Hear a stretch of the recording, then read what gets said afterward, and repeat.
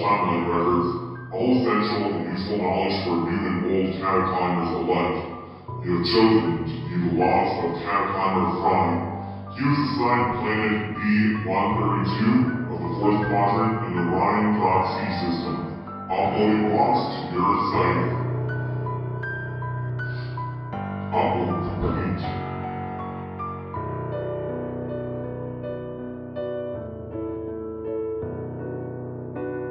She is so beautiful. Her structure emanates a blue glow. It mesmerizes me. The way she twirls and spins so gracefully. The way she continues to lighten and darken even though I know she is being torn from within. She looks at me with her eternal blue eyes. She whispers to me. Her lament echoes with me, making me feel of the grief that is destroying her. I yearn to end her, to put her out of her misery. But how can I destroy such a beautiful thing? But I have to. Soon. I am not aware of the passing of time.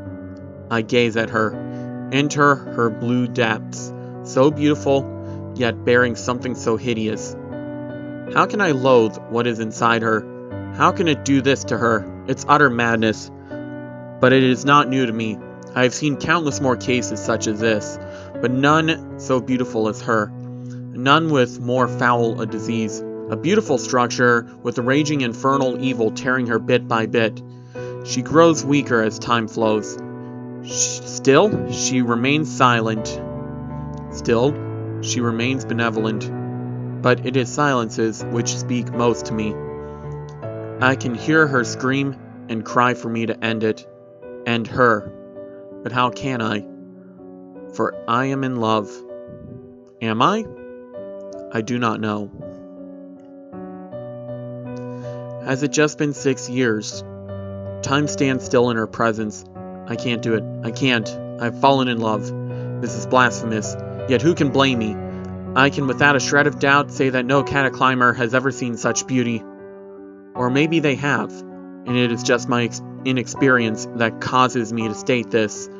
Either ways, I'm in love. Her constant companion blindingly grins at me, though with malice. He lightens her and brings out the beauty in her. And in his absence, she darkens, bringing out the disease plaguing her. He grins at me, his bright, mocking grin. Oh, how I long to destroy him. But that would mean the death of her. She would forever become dark and lifeless. I am a cataclimber, not a system destroyer. I have already made a dangerous mistake. I do not wish to make a second one. I have been in this void too long. Staring at her with the passing of time, I cannot delay any longer. I have to end her. I did it. I killed her. My very being wept at her destruction. I had taken a last long look at her beautiful face. I shed a tear. She did too.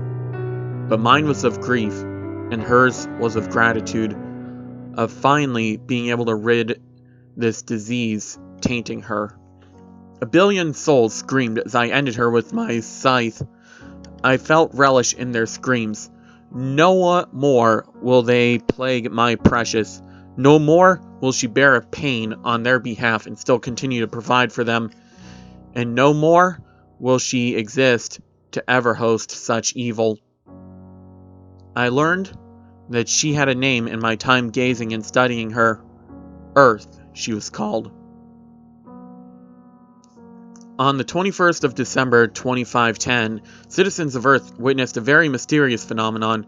People from every nation, state, and city in the entire world saw a strange dark shape looming over their area. The shape seemed to hover over every major place on Earth. The moment the shape appeared, entire nations were plunged into a dull, gloomy grayness. People suddenly fell into deep despair and grief. The air vibrated with the screams of what seemed to be everyone on Earth. There was utter chaos everywhere. Those who were tough enough and obliged to ignore the sense of despair, i.e. authorities of different states, tried in vain to maintain order. Not one place on Earth was free from the terrible screams which echoed throughout nations, except the forests. Strangely, animals were nor affected by the gloom and were silent. The only sounds coming from the forests were the trees blowing in the wind, whispering and hissing. Then came a terrible cry. It sounded as though 1,000 banshees and typhoons had merged in one single blood-piercing screech, which turned every hair on a person's head white. Such was the horror of that cry. 2 massive orbs appeared in the sky. They were fiery and raging. They almost matched the screech of rage and grief which came from the skies, as though the 2 orbs were eyes belonging to the cry from the shadow over the world. The chaos flared for what seemed like an eternity. Many died.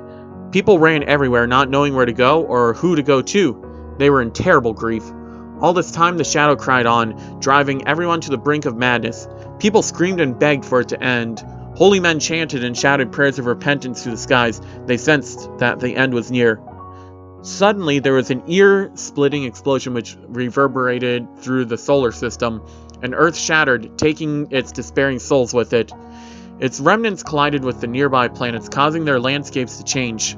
The fragmented remnants of Earth scattered across the different planets in the solar system. The collisions caused several planets to be induced with the ingredients for life.